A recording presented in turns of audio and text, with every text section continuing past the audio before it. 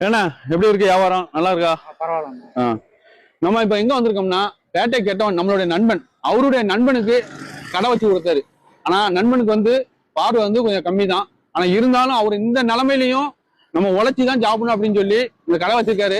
இந்த கடை எங்க இருக்குன்னா, நம்ம பேட்டையில அரசு மகளிர் மேல்நிலை பள்ளி ஸ்கூல் பக்கத்துல இருக்கு. இந்த வேகாத வெயிலையும் அவன் எங்கெல்லாமோ சுத்தி வியாபாரம் பார்த்துட்டு இருப்பான். ஆனா அண்ணன் வந்து இந்த இடத்துல வந்து இருக்காரு. நீங்க போறீங்க வாரீங்க, அவருக்கு வந்து பார்த்து அவருக்கு முடிஞ்ச அளவுக்கு சப்போர்ட் பண்ணுங்க.